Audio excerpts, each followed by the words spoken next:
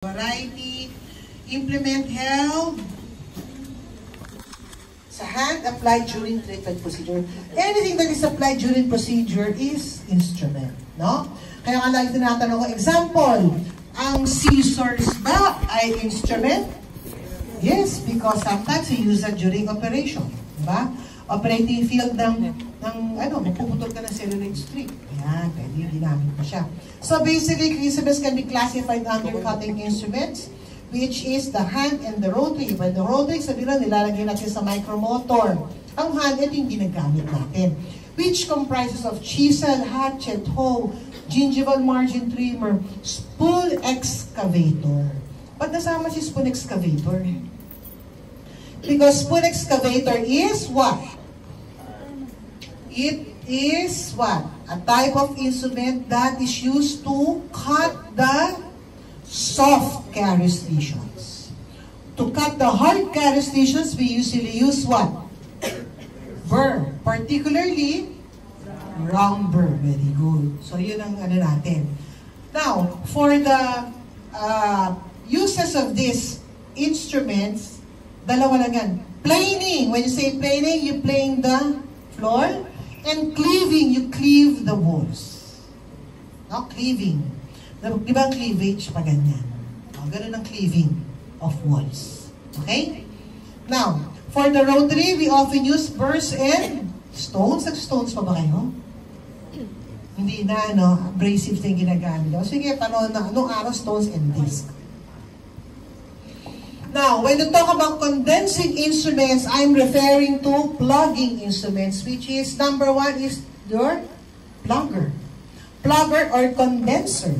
It is used in packing of the amalgam mass. Diba? Which can be classified or types as mechanical or hand. Yung hand, ito yung ginagawa nyo. Yung mechanical, ito yung head ng plugger inserted sa rotary instruments and yung plugger gumagano nito. Pero sa akin, mas maganda yung hand.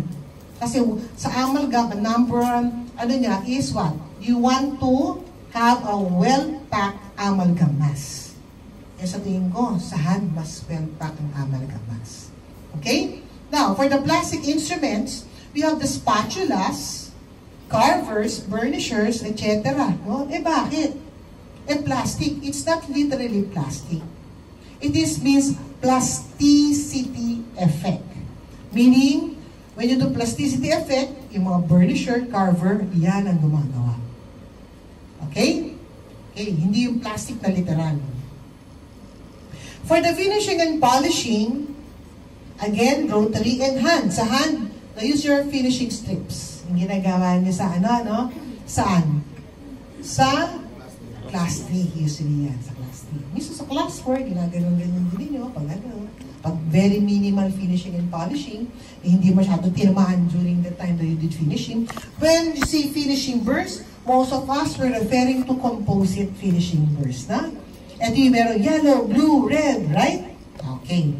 Now, for mounted brush, we usually use this if you want to finish and polish our inlays and onlays. Paano yun? Diba may lathe machine? Sa lathe machine, meron siya mga mounted brush, meron siyang impregnated disc and wheel para ma-polish.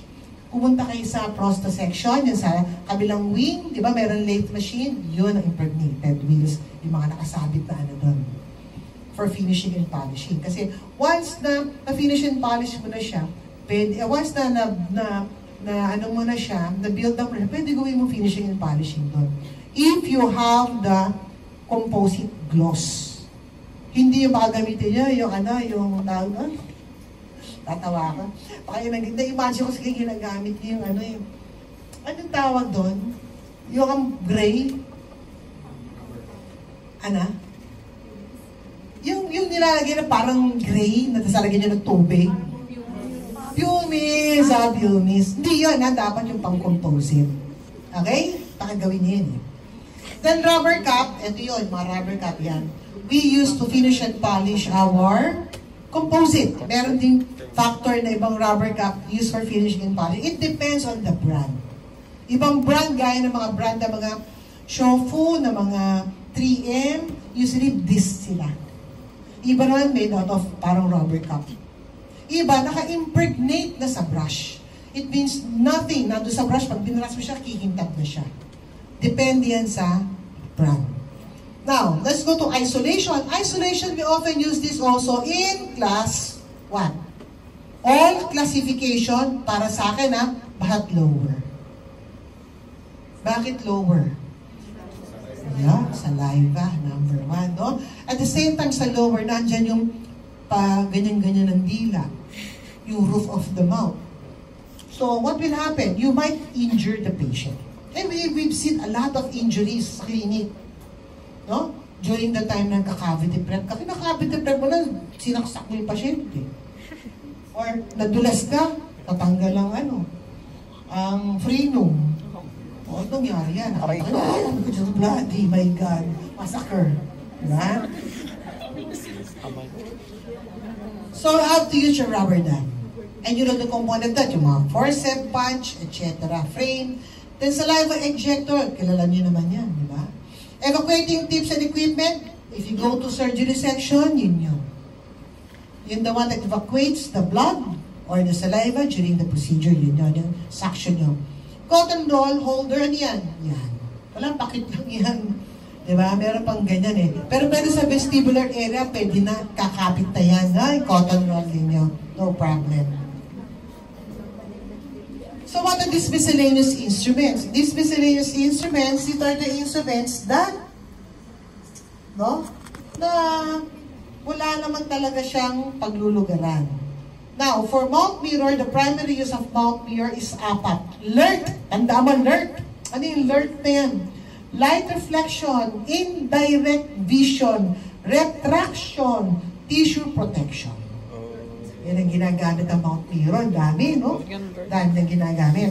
Explorer naman, we often use Explorer because it is one diagnostic tool. One lang.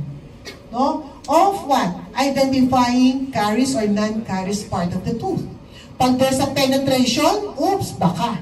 But still, I have to consider so many diagnostic tools such as radiograph, patient complaint, unwaxed flaws, etc. Bahala ka sa buhay mo kung paano mapatunayan na may caries yan. Scissors and pliers. Pliers, the one that holds the cotton. Scissors, you cut your cellulose strip, finishing strip, etc. So, mag-cut ka ng buhok. Sa pasyente. Pag medyo may lumalabas sa bangs, sige, cut na yan. Is that an instrument? No na, kasi it's not an operating procedure. Okay, parts of an instrument. Yan ang parts of an instrument. So we have the shaft. When I say shaft, it means the handle of the instrument, which can be serrated, maligasgas, or smooth. Pwede, bahala ka kung saan ka mas komportable. We also have the shank. When I say the shank, it connects the shaft and the working end. And the working end is termed as the blade or the nib. Why blade? If I'm using an instrument which is hand cutting, you term the working end as blade. If I'm using a non-cutting, such as, example, mouth mirror, ano pa? Plugger, condenser, yan ay mga non-cutting. So, ang tawag dyan ay nib. Nib. So, parts of an instrument, okay na tayo dyan. So, let's proceed to the formula of an instrument. As I've said earlier, sabi ko lahat kayo, meron kayong high-class na instrument, right? Diba? Ano pangalan ng instrumento nyo? Anong tatak? Fred. Yung Friday, Amory. Amory, meron ba kayo nakita sa handle na parang numbers? Ayun. Mga high-tech kasi ganyan. Pero kung made in, grabe, sama mo ha. And then, for example, made in, hindi naman inaano yung mga Pakistan. May Pakistan eh. Pakistan, wala yan eh. No? Tsaka medyo may pagkakalawang ng konti. No? So, itong first unit na ito, pag nakita niyo yan sa inyong mga Hufraid at Amanage, it means ang first unit refers to the width. Ang second unit, it refers to the length, haba. Ang third unit, it refers to the angle of the blade. Ngayon, meron minsan apat, may sumingit na isa ito. Ito indicates blade with inanggulo pa.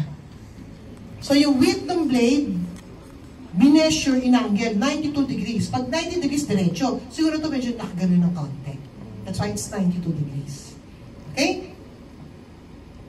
Rotary instruments. Ito yung mga handpiece, micromotor.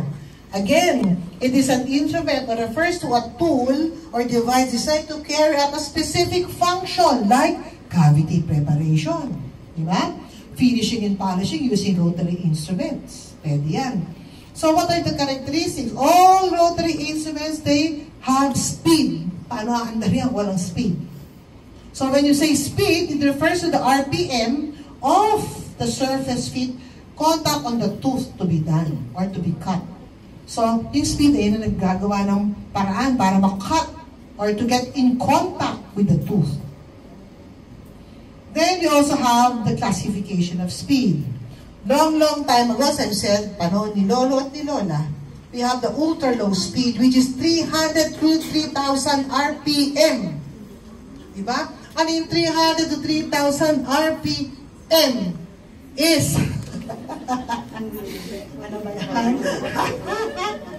Okay, ultra-low speed. Ha? Ang 300 to 3,000 RPM. Eh, alam niyo, pumunta kayo sa museum, doon sa ICEU, pupunta kayo doon? Hindi po. Ang corny nyo naman. Tingnan nyo yung museum natin. Eh, hindi pa jack. Yan. Kaya meron siyang ganun, spindle. Dahil pinapadyak ko siya, gumagano. Parang sa makina. Yan. Kaya doon nung araw, balagong na balagong daw ang lalaki na clinician. Lalo pag may girlfriend, yun doon tagapangahaba yung girlfriend. Siya yung gumagawa. Totoo yan. Kwento yan ng mga matatandang dentista. Then we have the low speed, which is 3,000, ito yung ginagamit nyo, the low speed, 3,000, 6,000 RPM. Then, ito medium high speed, the interview niya, papunta na tayo sa high speed. Nasa 20 to 40,000, pero hindi masyado nagwagi ito kasi they end up 45 to 100,000 RPM. Yan ang ginagamit na ninyo ngayon. No? The ultra high speed, not very much used sa operative dentistry, maybe in other field of dentistry. Sabi nila nga, tanong-tanong ako sa implant ginagamit daw, short period of time lang. Kasi baka generate ng too much heat because of too much speed. Okay? Okay, another factor is pressure. Pressure, ito sinasabi ko nga lagi na pag may pressure ka during the force or effort during the procedure, ano nangyayari? Nakakasar yung pasyente. No? Too much pressure may lead to what?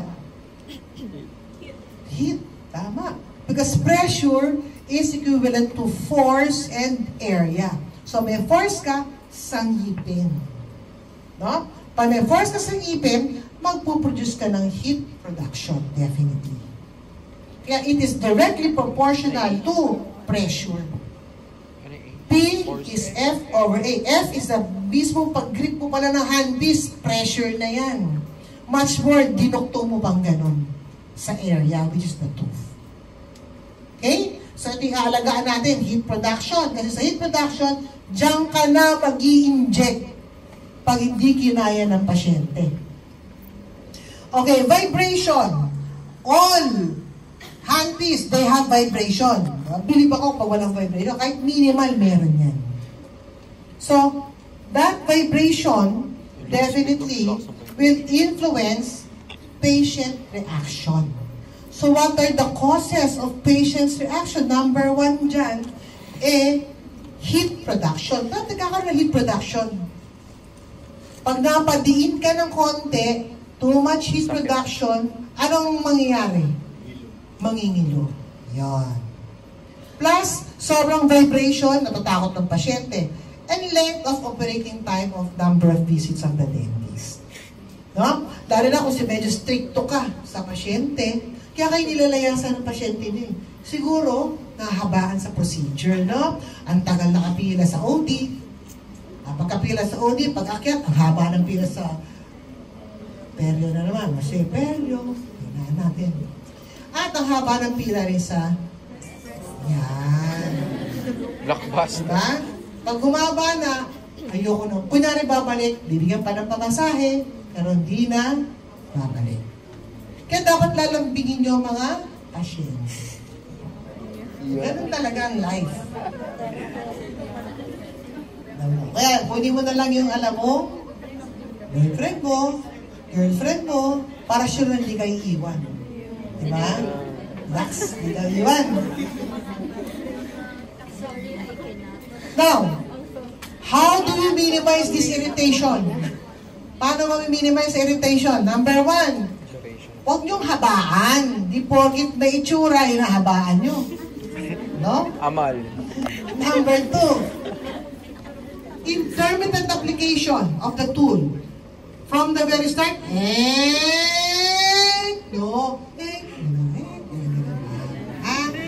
dahan lang. And use sharp instrument. Use sharp what? Burrs. O kaya hand cutting instrument. Kasi pag if it's dull, you're exerting too much effort that might lead to injury. Very good, injury. Now, there's an operator's fatigue. Tao lang kayo, syempre, napapagod din kayo, right? Oo, ako kita-kita ko yung itsura niyo, pagpagod. Hindi naman sa pag-ano. Gulo-gulo ang buhok, number 1. Latang-lata. Pawisan. Minsan, meron ang naamoy ako, minsan nakakaiba. Hindi, pawis lang naman, no? Kaya dapat mag-breakfast kayo lagi. Para meron kayong energy. No? Takbo rito, takbo ron. Walang celluloid strip, takbo na naman. Walang rubber dam, takbo ron. Utang kay senior citizen. Yan. Parang na muna. Yan, bamadali lagi. So basically, napapagod kayo because of haba ng operation. From morning to hapon. Tapos walang kain-kain. Definitely that affects you. Amal. Vibration produced by the handpiece, di ba? Sakit. Ay, wala kang ginagawa, nanginginig ka ng ganyan. Yan, nanginginig ka ng ganyan. Ay, wala kang ginagawa. Because too much vibration on your handpieces. Now, in spite of that, habang gumagawa ka, meron mong buwisit sa buhay. No?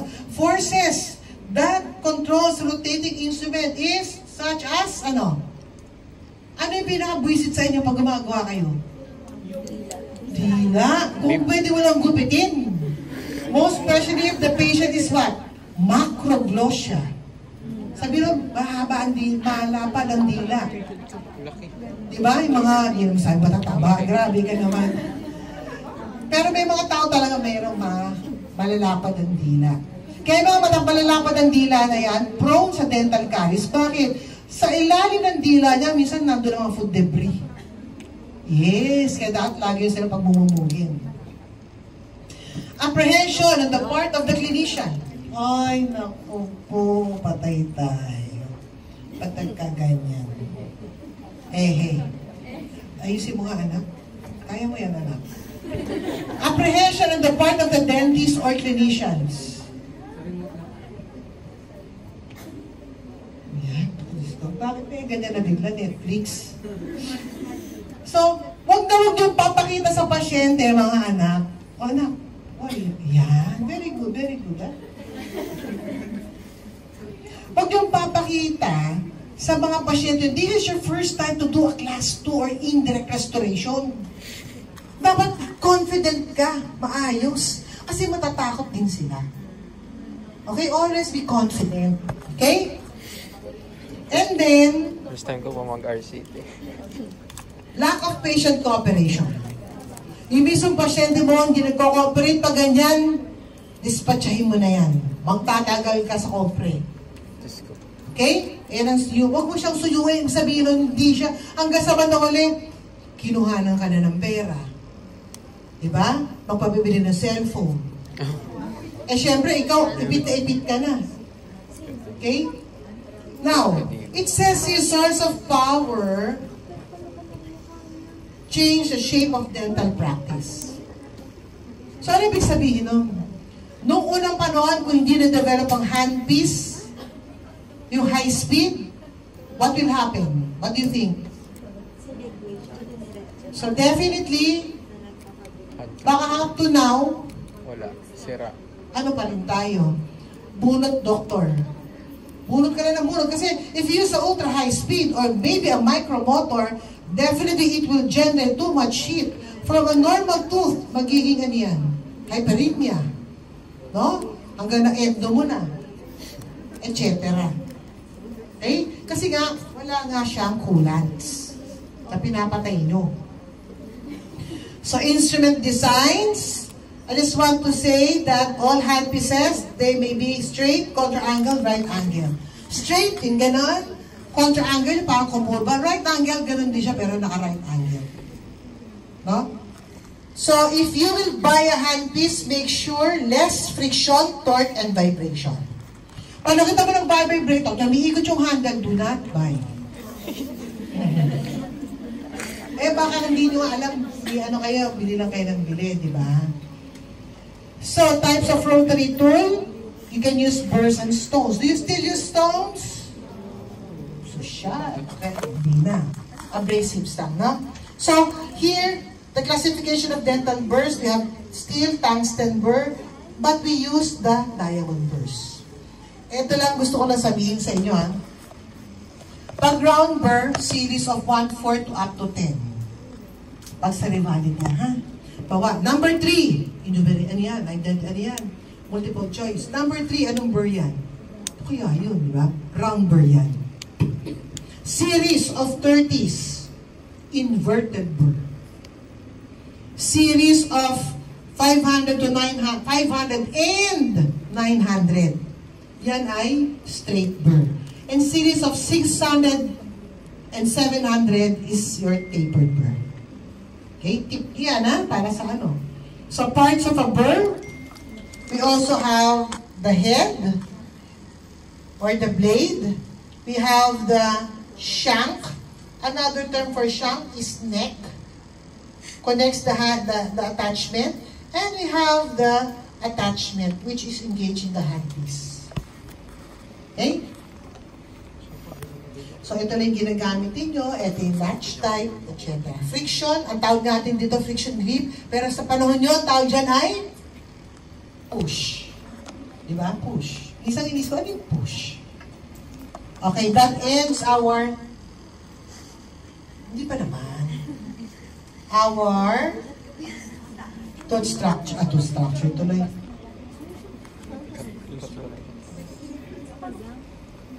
Hindi pa tapos.